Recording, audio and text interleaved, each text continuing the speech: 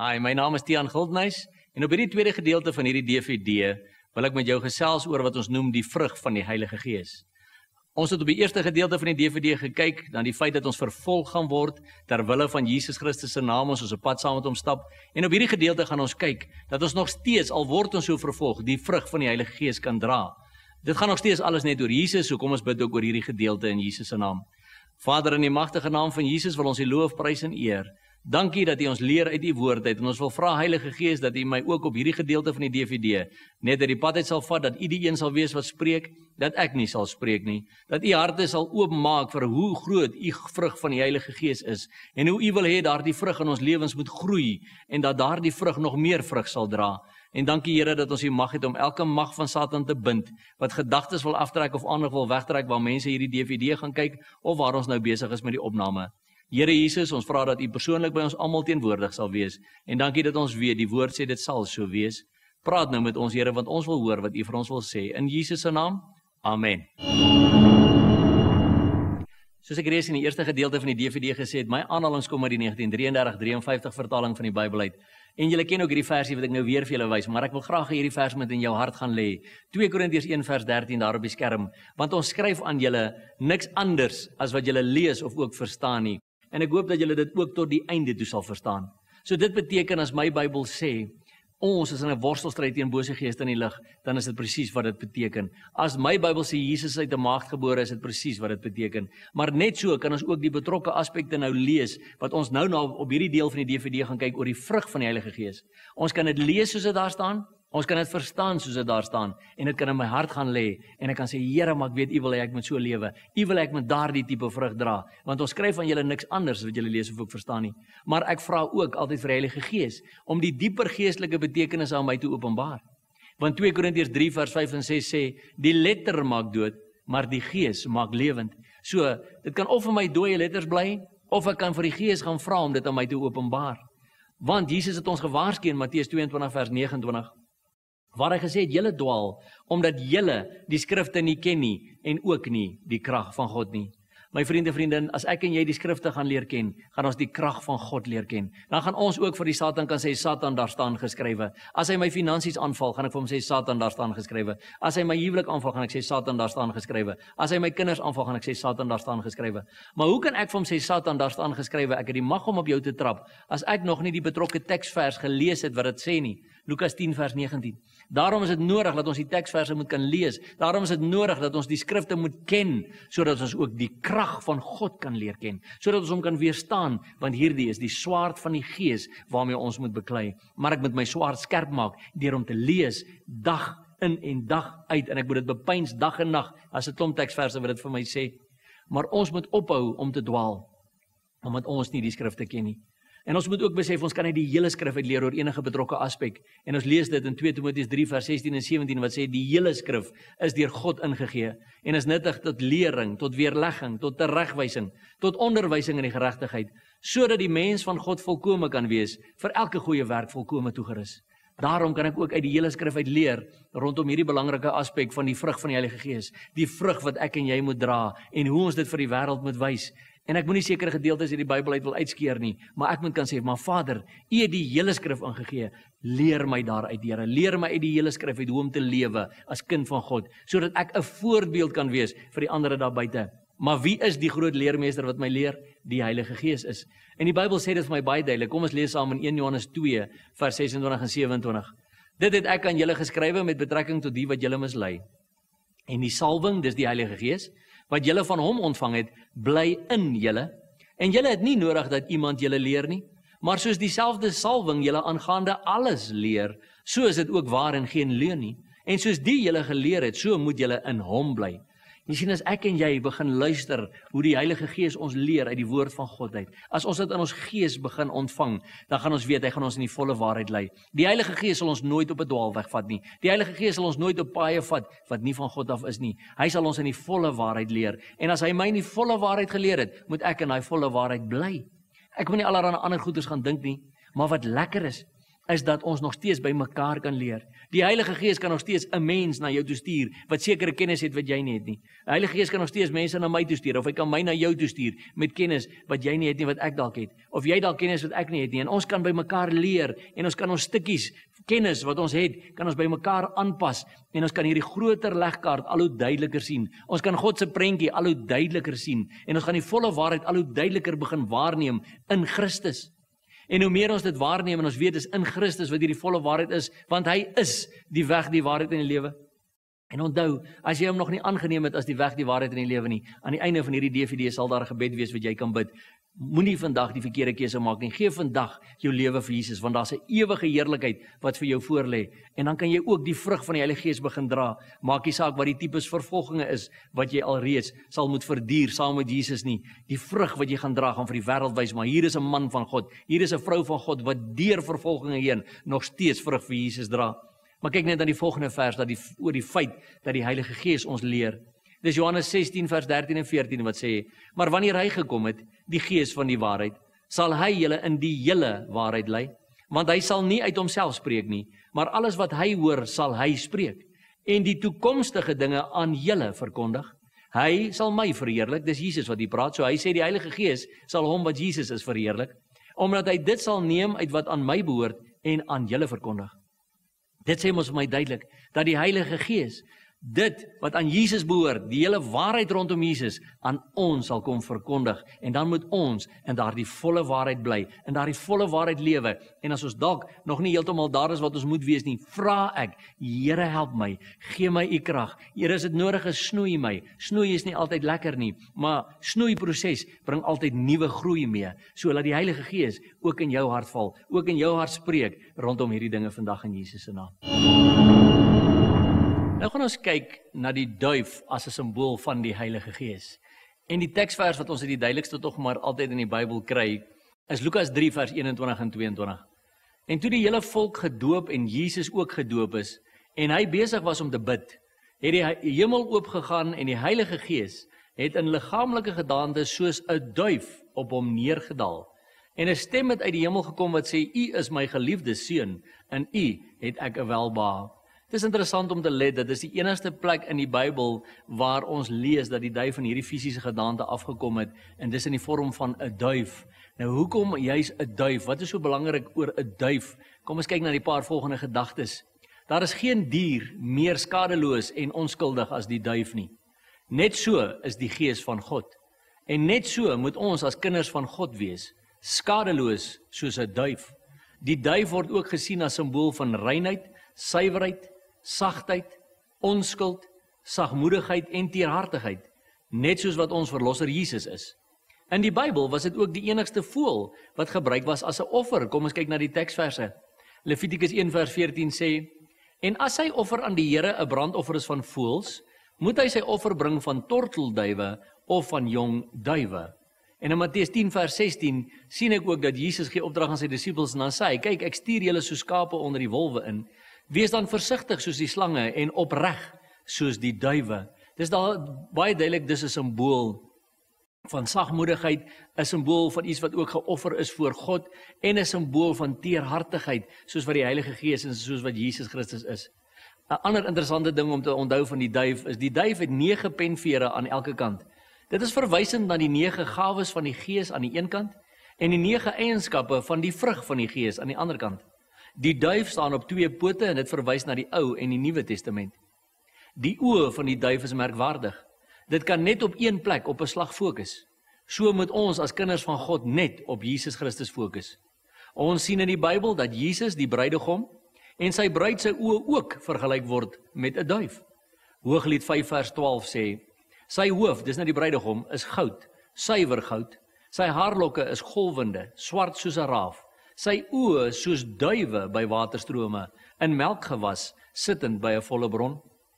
In Hooglied 1 vers 14 en 15 lees ons, my beminde is vir my 'n tros hennablomme in die wingerde van Engedi. Hoe mooi is u tog, my vriendin, hoe mooi is u tog. U oë is soos duwe Interessant dat hulle dit elke keer gebruik as simboliek in die Bybel, want dit is baie belangrik om kennis te neem van hoe 'n sagte dier is die duif en hoe 'n teerhartige en 'n opregte dier is die duif werklik. Die duif is verder lewenslang getrou aan sy lewensmaat. Die een wat hy kies, bly hy by totdat die dood hulle skei. So moet ons getrou bly aan ons God. God beloof ook dat hy getrou sal bly aan ons en dat hy ons sal vertrou met al hoe meer dinge. Ons lees dit in Romeine 8 vers 38 en 39. Want ek is versekerd dat geen dood of lewe, of engele, of owerhede, of magte, of teenwoordige, of toekomende dinge, of hoogte, of diepte, of enige ander skepsel ons sal kan skei van die liefde van God, wat daar in Christus Jesus ons Here is nie. Ons bruidegom het gesê, ek wil met julle verloof wees en met julle getroud wees. Wat kies julle? En ons het dit aangeneem, ons wat Jesus Christus aangeneem het. En niks sal ons van sy liefde kan skei nie. My vriend, as jy nog nie by daai plek gekom het nie, bid asseblief die gebed aan die einde van hierdie DVD, dat jy ook kan sê, ja, ek gaan in hierdie verbond in met my hemelse bruidegom, met Jesus Christus, en ons gaan in alle ewigheid saam met mekaar wees. Ander interessante gedagte is dat die duif is deursigtig. Dis 'n biologiese feit dat die duif gaatjies reg agter sy oë het wat dwars deur sy kop gaan. As dit nie was vir die veertjies nie, sou mens reg deur kon sien. So moet God se kinders ook deursigtig wees. Hulle moet nie heeltyd besig wees met allerlei hidden agendas om hulle eie belange te probeer voorstel nie, maar dit moet altyd eerste oor Jesus gaan. As mense na my kyk en na jou kyk, moet jy kan sê waarlik, ek sien Jesus in jou. Daar is geen groter kompliment vir iemand om jou te gee, my vriend en vriendin, as dat iemand vir jou sê, ek sien Jesus in jou nie. Jy's totaal deursigtig. Ek kan sien daar's geen hidden agendas by jou nie. Daar is niks meer van die eie ek by jou nie. Ek kan sien dit gaan vir jou alles oor Jesus en oor sy woord. Dis 'n wonderlike kompliment. Mag die mense dit ook vir jou vertel. Mag jy ook daardie besluit neem om te sê, my Here, so wil ek wees. Ek wil soos die duif wees, wil ek opreg wees, ek wil teerhartig wees, ek wil sagmoedig wees, ek wil die vrug van die Heilige Gees in my lewe dra. So leer my asseblief, Here, hoe moet ek daai vrug dra? Selfs al word ek vervolg, selfs al word ek sleg gesê, selfs al gebeur hierdie slegte goeders met my, wil ek nog u vrug dra, sodat die wêreld kan sien, daar's 'n lewende God wat in my leef. Nou gaan ons moet kyk, wat is hierdie vrug dan nou, wat die Bybel vir ons sê? En ons gaan 'n bietjie verder terug, ons gaan na die Ou Testament toe in Jesegiel 18 vers 32 en ons lees daar, God sê, want ek het geen behae in die dood van hom wat sterwe nie, spreek die Here, Here, bekeer julle dan en lewe. Duidelik wil die Here hê, ek en jy moet ons bekeer van ons verkeerde weë, sodat ons kan lewe. En ons sien dat Jesus toe kom in Matteus 4 vers 17 en daar staan van toe af, het Jesus begin om te preek en te sê, bekeer julle, want die koninkryk van die hemel het naby gekom. Die Griekse woord vir bekeer is metanoia. Metanoia beteken draai weg van jou ou manier van dinge doen. Maak jou vas aan 'n nuwe manier van dinge doen. Watter nuwe manier? God se nuwe manier. So hou op met jou verkeerde goed. Kry klaar met die verkeerde dinge, dat jy nuut voor God kan wees, dat jy al hoe meer soos Jesus kan wees van die koninkryk van die hemel. Die autoriteit wat in die koninkryk vir jou beskore is, het nou vir jou naby gekom. En net kort van tevore het Johannes dit vir ons ook baie duidelik gesê in Matteus 3 vers 8. Dra dan vrugte wat by die bekering pas. So, dis nie net 'n kwessie van ek bekeer my nie. Wanneer ek my bekeer het, wanneer ek opgehou het met my verkeerde dinge, moet ek nou nuwe vrugte begin dra. Soos ek in die verlede vrugte gedra het van alkohol, van rook, van dwelms, van pornografie, van wat ook al. Dit moet ek mos nou wegdraai van, want ek bekeer my nou van dit, en ek maak my nou vas aan God se manier, so ek draai my nou weg van daardie ou vrugte, en ek begin nuwe vrugte dra, die vrug van die Heilige Gees. Nou hoe lyk hierdie vrugte? Ons lees dit baie duidelik, in Galasiërs 5 vers 22 en 23, en onthou, daar staan, ons skryf aan julle niks anders, as wat julle lees of ook verstaan nie. Ons sien baie duidelik hier staan, maar die vrug van die Gees is, punt 1 liefde, punt 2 blydskap, punt 3 vrede, punt 4 lankmoedigheid, punt 5 vriendelikheid, punt 6 goedheid, punt 7 getrouheid, punt 8 sagmoedigheid en punt 9 selfbeheersing. En die volgende teksvers sê, teen hierdie dinge is die wet nie. So, as ons enige van hierdie dinge doen, kan niemand ons bevraagteken of sê, maar wat doen jy as jy liefde betoon nie? Niemand kan jou bevraagteken as jy vriendelikheid betoon nie. Niemand kan jou bevraagteken as jy sagmoedigheid betoon nie, want teen sulke dinge is die wet van God nie. Dis juis Jesus wat wil hê ons moet so lewe. Jesus wil juis hê ons moet liefde betoon, blydskap betoon, vrede, lankmoedigheid, vriendelikheid, goedheid, getrouheid, sagmoedigheid en selfbeheersing. Maar ons moet een ding oplet. Dis een enkele vrug met 9 verskillende eienskappe. Daarteenoor is daar 9 verskillende gawes van die Heilige Gees. Lees gerus dit saam met my in 1 Korintiërs 12 vers 7 tot 11. Maar aan elkeen word die openbaring van die Gees gegee met die oog op wat nuttig is. Want die een word deur die Gees, punt 1, 'n woord van wysheid gegee, en aan die ander, punt 2, 'n woord van kennis van weer dieselfde Gees, aan 'n ander weer, punt 3, geloof deur dieselfde Gees, en aan 'n ander, punt 4, genadegawes van gesondmaking deur dieselfde Gees, aan 'n ander, punt 5, werkinge van kragte, aan 'n ander, punt 6, profesie, aan 'n ander, punt 7, onderskeiding van die geeste, aan 'n ander, punt 8, allerhande tale, aan 'n ander, punt 9, uitleg van tale. Maar al hierdie dinge werk een en dieselfde Gees wat aan elkeen afsonderlik uitdeel soos hy wil. So daardie gawes van die Gees deel die Heilige Gees aan my en jou uit soos wat hy wil. Ek persoonlik, en ons praat daaroor op ons DVD van Koninkryk Slyk aan die Heerskappy, glo dat as ek vervul word met die Heilige Gees, gedoop word met die Heilige Gees, ontvang jy al 9 hierdie gawes. Maar jy kan dit gebruik met die oog op wat nuttig is. As jy in 'n betrokke geval 'n woord van profesie nodig het, sal die Here dit vir jou gee. As jy in 'n betrokke geval gesondmaking nodig het, die gawe van gesondmaking, gaan die Here dit vir jou gee. Maar die punt is, dis 9 gawes teenoor 1 vrug. 1 vrug met 9 eienskappe. En ons het ons nou gesien wat is daardie 9 eienskappe. En ons gaan hulle nou een vir een afsonderlik bespreek om te sien hoe werk hierdie 9 eienskappe van die vrug in my en jou lewe. Kom ons kyk nou afsonderlik. Hoe werk elkeen van hierdie eienskappe van die vrug in my en jou lewe as ek myself oopstel vir die Heilige Gees om in my te werk? En ons begin by punt 1, die liefde. En ons moet een ding besef, in die Nuwe Testamentiese Grieks is dinge altyd in voorkeurvolgorde van belangrikheid gestel. So die liefde is eerste. Die liefde is bo dit alles. Die liefde is die band van die volmaaktheid, sê die Bybel vir my. Kom ons kyk na die volgende vers. Romeine 13 vers 10 sê, die liefde doen die naaste geen kwaad nie. Daarom is die liefde die vervulling van die wet. Sien, liefde doen niemand rondom my kwaad aan nie, en daarom vervul ons die wet van God in ons lewens deur vir mekaar lief te hê. Romeine 8 vers 1 sê, die kennis maak opgeblaase, maar die liefde stig. As ek daardie liefde van God in my hart het en liefde vir die mense rondom my, gaan ek mense rondom my kan stig. Gaan mense sê, weet jy wat, ek wil graag hê wat jy het. Want as ek saam met jou in jou geselskap was, dan voel ek so opgebou, ek voel so gestig, want die liefde wat uit jou uitstraal, dis net iets anders as wat die wêreld vir my gee. Want die wêreld is heeltyd besig met kennis. En kennis maak opgeblaase, en ongelukkig sluit dit in kennis van teologiese dinge. Kennis van godsdiens maak ook mense opgeblaase, want jy kry ongelukkig mense wat vreeslik geestelik hoogmoedig is. Nee mense, ons moet by die liefde uitkom van Jesus, want die liefde stig 'n mens. Die liefde bou mens op. Efesiërs 3 vers 17. Sodat Christus deur die geloof in julle harte kan woon, julle wat in die liefde gewortel en gegrond is. Kyk mooi, as Jesus deur die geloof in my hart woon, hoekom sal ek dan in daai geloof kan lewe? Want ek is gewortel en gegrond in die liefde. Wie het vir my daai liefde gebring? Jesus Christus. As ek sy liefde in my hart het, gaan my geloof al hoe sterker word. Maar wat gaan my wortel wees? Ek gaan gewortel wees in die liefde. Want dit is die belangrikste komponent. Ons moet in liefde gaan lewe daar buite vir die wêreld. Gaan wys hoe lyk die vrug, die eienskap van die vrug van die Gees rondom liefde. Dat die wêreld kan sê, maar ek wil hê wat julle het. Nie soos ander Christene wat sê, maar ek's 'n Christen, maar hy vloek ander mense en hy sê hulle sleg en hy takel hulle af en hy trap op hulle. Nee, liefde bou, liefde stig, liefde trek aan. Nie na my toe nie, na Jesus toe.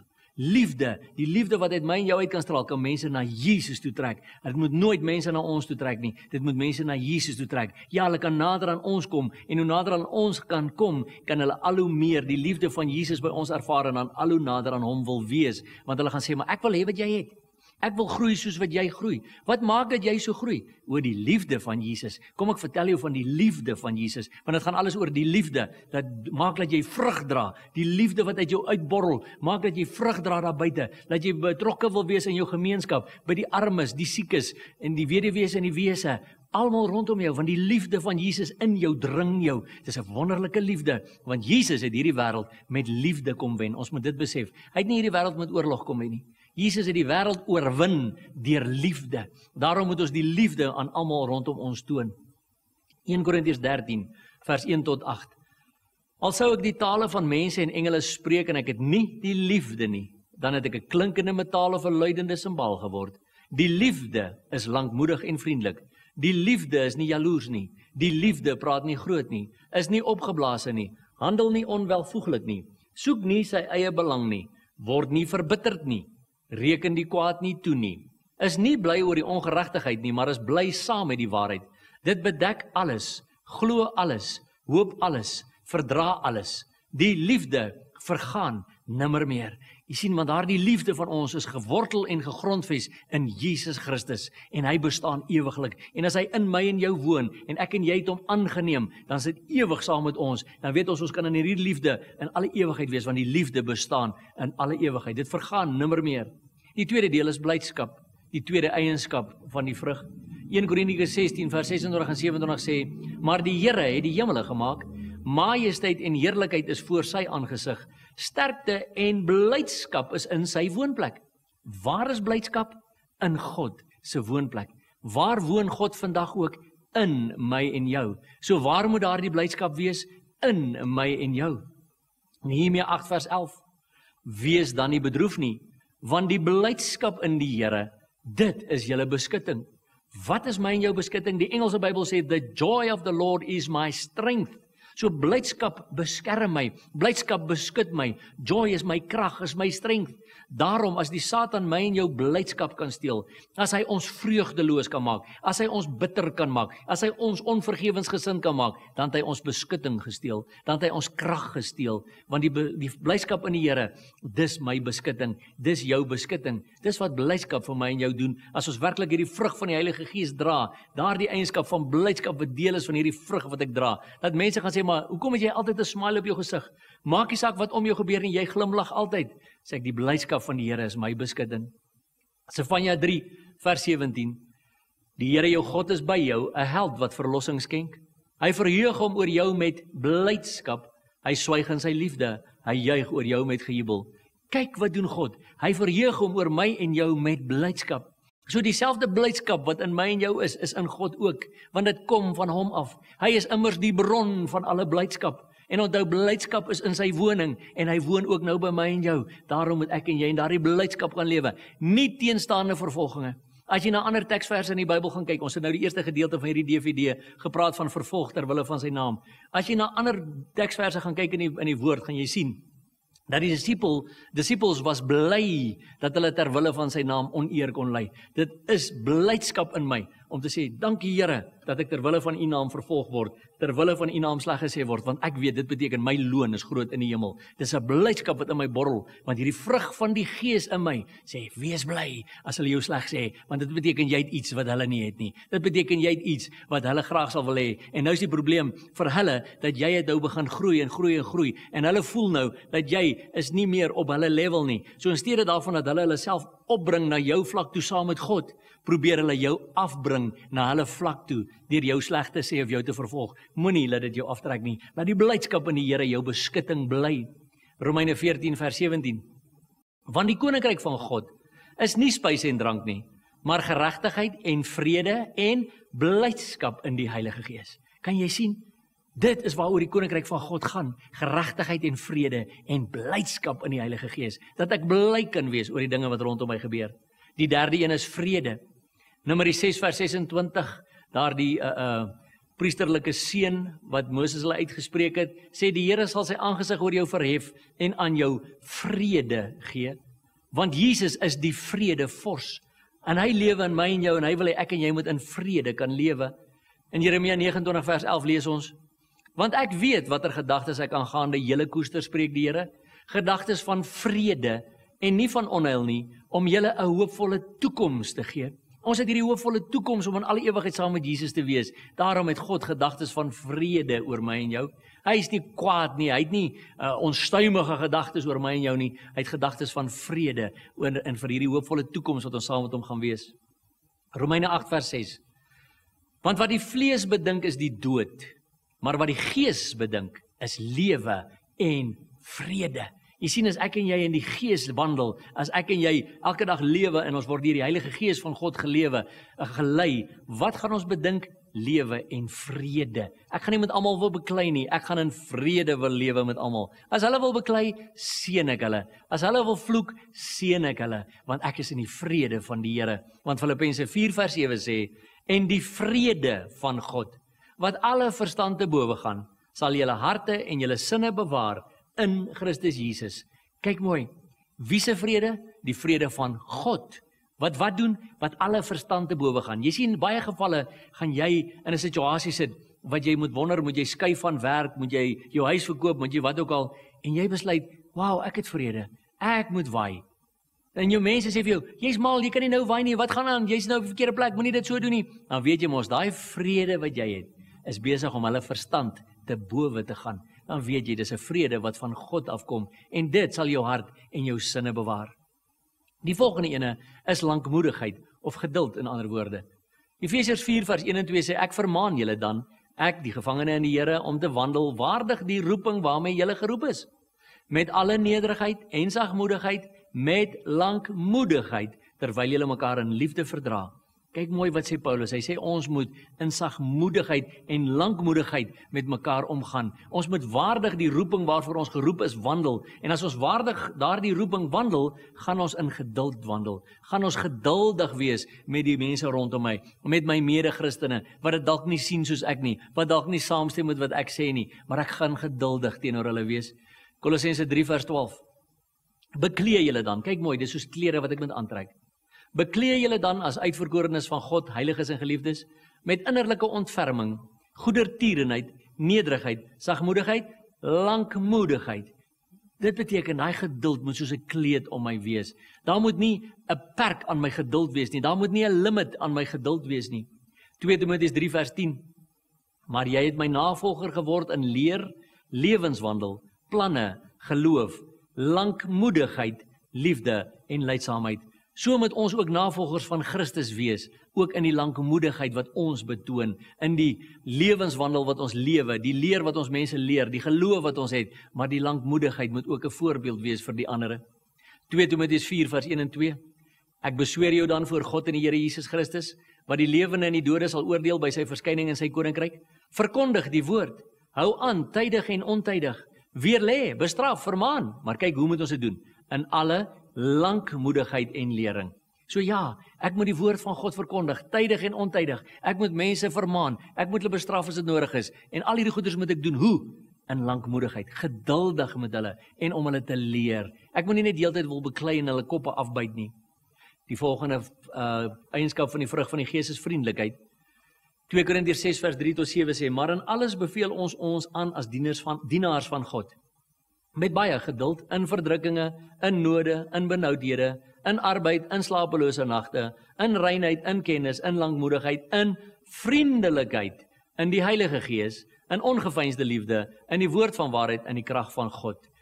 As ons dienaars van God is, moet ons onsself by ander mense aanbeveel deur al hierdie dinge, maar onder andere ook deur die vriendelikheid wat uit my uitstraal, die glimlag wat altyd op my gesig is, en dat mense kan sê, maar jy's net anders as die ander. Weet julle, by die werk gaan jou baas vir jou sê, wat het jy wat hulle nie het nie? Want as ek hulle vloek, dan vloek hulle my terug. As ek jou vloek, dan glimlag jy vir my. Wat het jy? Gaan jy sê, maar kom ek vertel jou van die liefde van Jesus wat in my hart borrel. 2 Korintiërs 10:1 sê, en ek self, Paulus, bid julle by die sagmoedigheid en vriendelikheid van Christus. So waar kom my vriendelikheid vandaan? Van Christus af. So ons moet dieselfde vir Jesus vra, Here, as ek nog 'n tekort het aan vriendelikheid, as ek maar hierdie nors tipe is, wil ek klaarmaak met my onnorsheid, ek wil klaarmaak met hierdie ou stug gesig wat altyd net negatief is, en ek wil graag die vriendelikheid van Jesus uitstraal. Ek wil graag hê dat mense ook dit wat ek by Jesus gekry het, vir hulle wil hê. Filippense 4:5. Laat julle vriendelikheid aan alle mense bekend word, die Here is naby. Gaan die mense ook as hulle na jou kyk sê, maar wow, hierdie persoon is altyd vriendelik. Of gaan hulle eendag sê, hi, maar ek het nie geweet sy kan ook glimlag nie, want vir jare lank ken ek haar, sy het nog nooit geglimlag nie. Nee, laat julle vriendelikheid aan alle mense bekend word, want die Here is naby. Die volgende eienskap is goedheid. Psalm 23:6 sê, net goedheid en guns sal my volg al die dae van my lewe, En ek sal in die huis van die Here bly in lengte van dae. As ek 'n kind van die Here is, sal daardie goedheid in my volg. Van wie af kom daardie goedheid? Psalm 31 vers 20 sê: O, hoe groot is u goedheid, wat u weggelê het vir die wat u vrees, wat u uitgewerk het vir die wat by u skuil. Wie gee vir my daai goedheid? God gee dit. Dit kom van hom af, want hy is die toppunt van goedheid. Daarom wil sy goedheid my ook volg, en hy gee dit vir die wat hom vrees, soos ek en jy God vrees. As ek en jy in 'n verhouding is met hom, dan gee hy vir ons sy goedheid. Efesiërs 5 vers 9. Want die vrug van die Gees bestaan in alle goedheid en geregtigheid en waarheid. Dis waarin die vrug van die Gees bestaan, ook in goedheid. Romeine 15 vers 13 en 14. En mag die God van die hoop julle vervul met alle blydskap en vrede deur die geloof, dat julle oorvloedig kan wees in die hoop deur die krag van die Heilige Gees. Maar ek self ook, my broers, is oortuig aangaande julle, dat julle self ook vol van goedheid is, vervul met alle kennis, in staat om ook mekaar te vermaan. Jy sien, die feit dat ek goed is, beteken nie, ek kan nie my broer gaan vermaan nie. Dit is juist omdat ek goed is, dat ek die kwaad in hom kan gaan vermaan, dat ek die verkeerde in hom kan gaan vermaan, sodat hy kan ontslaa raak van sy verkeerde, sodat hy ook die goedheid van God kan begin uitlewe in sy lewe. Die volgende eienskap is getrouheid. 1 Samuel 26 vers 23 sê, die Here tog vergeld aan elkeen sy regverdigheid en sy getrouheid. So die Here gaan my en jou getrouheid aan ons vergeld. 2 Kronieke 19 vers 9. En hy het hulle bevel gegee en gesê, so moet julle handel in die vrees van die Here, met getrouheid en met 'n volkome hart. As ek en jy 'n verhouding het met God, as ons die vrees van die Here het, en onthou die vrees van die Here beteken nie om so bang te wees vir God dat ek wil wegbly van God af nie. Spreuke 1 vers 7 sê die vrees van die Here is die beginsel van alle kennis. Hoe meer kennis ek, geestelike kennis ek oor God opdoen, hoe nader aan hom wil ek kom, hoe meer eerbied kry ek vir hom, respek, ontzag, liefde, en hoe nader ek aan hom wil kom, hoe meer vrees kry ek vir die Here, hoe meer eerbied, respek en ontzag, hoe meer liefde, maar hoe meer wil ek van hom weet, en hoe nader kom ek aan hom. En dit beteken dan nou, so moet ons dan nou handel in die vrees van die Here, met getrouheid en met 'n volkome hart. Want jy sien, as ek Jesus gaan leer ken, dan gaan ek ons weet, hy is getrou, die toppunt van getrouheid, daarom wil ek dit ook terugwees. Psalm 37 vers 3 en 4 sê, vertrou op die Here en doen wat goed is. Bewoon die aarde en beoefen getrouheid en verlustig jou in die Here, dan sal hy jou gee die begeertes van jou hart. Wat moet ek en jy beoefen? Getrouheid. Wat moet ons doen? Goeie dinge. Nie die slegte dinge nie. Almal wil deesdae so die slegte dinge najag. En hulle wil bad boys wees en hulle wil bad girls wees. Nee, die Bybel sê vertrou op die Here en doen wat goed is en beoefen getrouheid. Dat mense kan sê hierdie is 'n getroue man, hierdie is 'n getroue vrou. Jy kan maar op haar vertrou, jy kan maar op hom vertrou, want die getrouheid van God is in hom of in haar. Jesaja 42 vers 1 tot 3 sê, daar is my knegt wat ek ondersteun, my uitverkorene in wie my siele welbehae het. Ek het my gees op hom gelê, hy sal die reg na die nasies uitbring, hy sal nie skreeu of uitroep of sy stem op die straat laat hoor nie. Die geknakte riet sal hy nie verbreek en die dowwe lamp het nie uitblus nie. Met getrouheid sal hy die reg uitbring. Hierdie is 'n messiaanse verwysing na Jesus Christus wat sou kom. En kyk mooi, hoe gaan hy die reg uitbring? Met getrouheid. En daar dieselfde getrouheid moet in my en jou wees. Die volgende eienskap is sagmoedigheid. Efesiërs 4 vers 1 en 2 sê, ek vermaan julle dan, ek die gevangene in die Here, om te wandel waardig die roeping waarmee julle geroep is met alle nederigheid en sagmoedigheid. Jy sien, ek moet nie trots en hoogmoedig wees nie, ek moet sagmoedig wees. Die vrug van die Heilige Gees is sagmoedigheid, is nie trots nie, is nie overbearing soos die Engelsman sê nie, dis 'n sagmoedigheid wat van God homself afkom. En Kolossense 3 vers 12 wat ons ook al voorheen na gekyk het, beklee julle dan as uitverkorenes van God, heiliges en geliefdes, met innerlike ontferming, goedertierenheid, nederigheid, sagmoedigheid. So weer eens, die sagmoedigheid moet soos 'n kleed wees wat om my is. Dit moet soos klere wees wat ek aantrek, dat jy 'n sagmoedige tipe mens is voor Jesus. Beteken dit jy het nie meer autoriteit nie? Nee. Ons moet een ding besef, Jesus was die toppunt van sagmoedigheid, maar hy het nog steeds die volle autoriteit van die koning van die heelal in hom gehad. Net so kan ek en jy sagmoedig wees en nog steeds in ons volle geestelike autoriteit lewe. Ons hoef nie op ons rug om te val as Satan vir ons sê, "Wa nie." Ons moet weet wat om met hom te doen, hoe om hom teen te staan. Dit maak nie my sagmoedigheid teenoor die wêreld rondom my minder nie, maar ek weet wat my autoriteit is om die geeste van Satan teen te staan wat my wil aanval. 1 Timoteus 6 vers 11. Maar jy man van God en natuurlik vrou van God ook, vlug van hierdie dinge weg en jaag na. Wat moet ek najag? Die geregtigheid, godsaligheid, geloof, liefde, lydsaamheid en sagmoedigheid. Dis wat ek en jy moet najag. Al hierdie dinge, maar spesifiek ook die sagmoedigheid. Want sagmoedigheid help my om ook die woord van God te ontvang. Kyk mooi na Jakobus 1 vers 21. Daarom doen afstand van alle vuiligheid en oorvloed van boosheid. Kyk wat staan daar, doen afstand van alle vuiligheid en oorvloed van boosheid. Met ander woorde, kry klaar met enige vuiligheid in jou lewe. Kry klaar met enige boosheid in jou lewe. En ontvang met sagmoedigheid die ingeplante woord, wat in staat is om julle siele te red. Die ingeplante woord is in staat om ons siele te red, maar dan moet ek sagmoedig wees. Dan moet ek sê, ek ontvang met sagmoedigheid hierdie ingeplante woord. Ek is nie meer trots en hoogmoedig nie. Ek wil nie meer hard wees nie. Ek wil sagmoedig wees voor Jesus. En dan die 9de eienskap is selfbeheersing. 2 Timoteus 1 vers 7 sê, want God het ons nie 'n gees van vreesagtigheid gegee nie, maar van krag en liefde en selfbeheersing.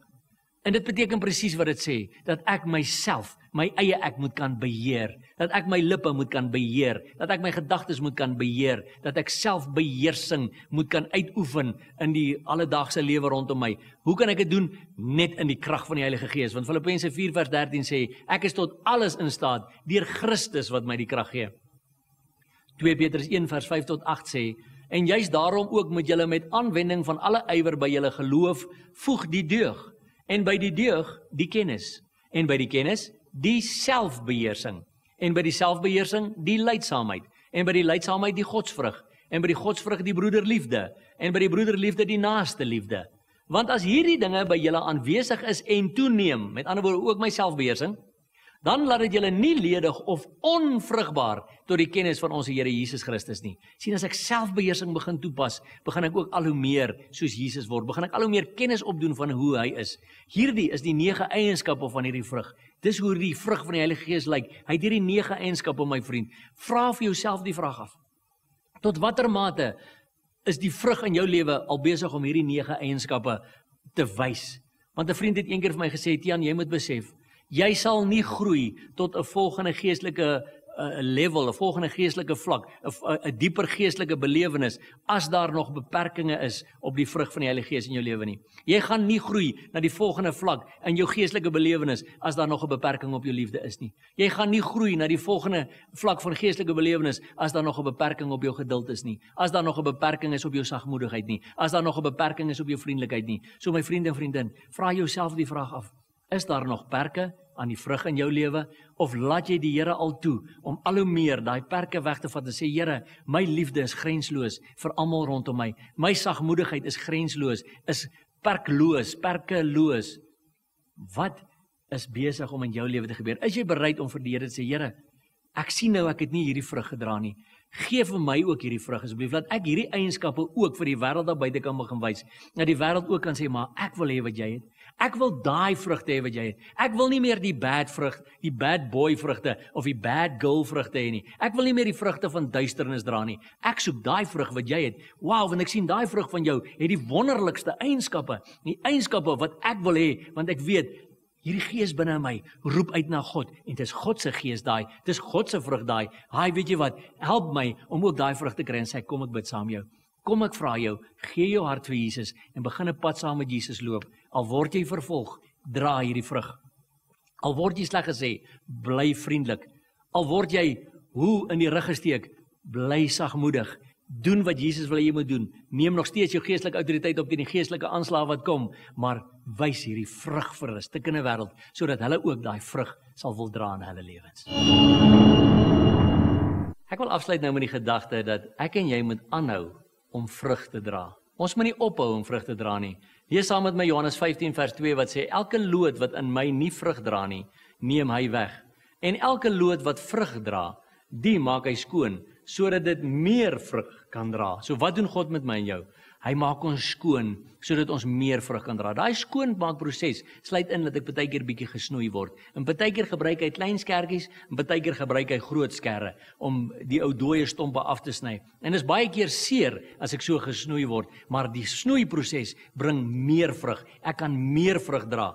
Johannes 15 vers 4 en 5 sê, bly in my, soos ek in julle, dis Jesus wat praat hierso, net soos die loot geen vrug kan dra van homself, as dit nie in die wynstok bly nie. So julle ook nie, as julle in my nie bly nie.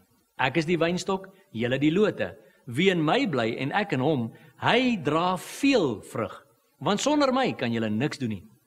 Sien jy my vriend en vriendin, solank as wat ek en jy in Jesus Christus bly, gaan ons veel vrug kan dra.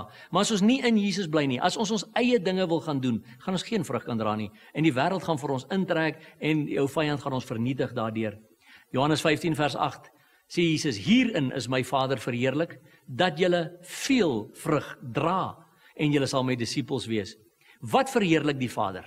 Die feit dat sy kinders veel vrug dra. Dat sy kinders die vrug van die Heilige Gees wys. Dat ons nie soos die wêreld word nie. Want Romeine 12 vers 2 sê, do not be conformed to this world. Moenie aan hierdie wêreld gelykvormig wees nie. Dra eerder veel vrug. Want as ek en jy veel vrug dra, dan gaan die Vader daardeur verheerlik word. Nie ek en jy nie, die Vader gaan daardeur verheerlik word. Want dit gaan alles eerste oor hom. Dit gaan nie oor ons nie. Kolossense 1 vers 9 en 10 sê, daarom hou ons ook nie op nie. Van die dag af dat ons dit gehoor het om vir julle te bid en te vra, dat julle vervul mag word met die kennis van sy wil, in alle wysheid en geestelike insig, sodat julle waardiglik voor die Here mag wandel, om hom in alles te behaag, en julle in elke goeie werk vrug mag dra, en in die kennis van God mag groei. Kyk, waarin mag ons vrug dra? In elke goeie werk moet ons vrug dra, en in die kennis van God groei. En dis waaroor dit gaan. As ek en jy in die kennis van God gaan begin groei, gaan ons meer vrug dra. As ons meer vrug dra, gaan ons in die kennis van God groei. En as ons in die kennis van God groei, gaan ons meer vrug dra. En so gaan ons al hoe nader aan Jesus kom, en mense gaan vir jou sê, my kind, of my vriend, of my man, of my vrou, wat het jy, wat ek nie het nie? Daar's net iets wat uit jou uitstraal. Ek wil hê wat jy het. Al gaan dit met jou sleg, al word jy vervolg, kan ek sien maar jy stap deur. Jy het iets in jou wat jou krag gee om hierdie goeders te dra, en dan kan jy vir hulle sê ja. Kom ek vertel vir julle van die kennis in my oor 'n lewende verhouding met 'n lewende God. Want onthou, ons dien nie 'n dooie Jesus Christus nie. Ons lees in Openbaring 1 vers 18 en 19, hy sê, ek is die eerste en die laaste en die lewende, en ek was dood en kyk, ek leef tot in alle ewigheid. Amen. En alle eer gaan net aan Jesus Christus. My vriende en vriendin, as jy nog nie 'n keuse gemaak het vir hierdie wonderlike Jesus Christus nie, om in 'n lewende verhouding met 'n lewende God te wees nie, onthou aan die einde van hierdie DVD, ek gaan nou afsluit met 'n gebed, maar dan sal daar weer 'n gebed wees in skrif, wat jy hardop kan lees, sodat jy jou hart, jou lewe aan Jesus kan opdra, en sodat jy vir hom kan vra, om jou deur die vervolginge kan te dra, sodat jy vir hom kan vra, om jou te leer, om in sy vrug te lewe, om veel vrug vir hom te dra, om die Gees se vrug in jou lewe te hê, dat al 9 daardie wonderlike eienskappe in jou lewe openbaar sal wees vir die wêreld daar buite. Mag Jesus jou seën met hierdie boodskap. Kom ons sluit af. Vader, in die magtige naam van Jesus wil ons U loof, prys en eer. Dankie Here, dat U Heilige Gees vir ons gee, en dat die Gees die groot leermeester is, en ek wil vra, dat U die naprediker sal wees van hierdie woord, dat die mense sal weet, al word ons vervolg ter wille van ons geloof, dat U kinders sal vas staan in die krag van die Heilige Gees. En soos wat hulle vas staan in die krag van die Heilige Gees, Here, dat hulle die vrug van die Heilige Gees sal dra, dat hulle vir die wêreld daar buite U eienskappe sal openbaar maak, en dat die wêreld sal sê, ons wil hê wat hulle het, sodat U verheerlik mag word, Vader, want dit gaan alles net oor U. Ons loof U, ons prys U en ons aanbid U, in Jesus se naam. Amen. You're a good, good Father, and you love your children, slow to anger, abounding in love. You're a good, good Father.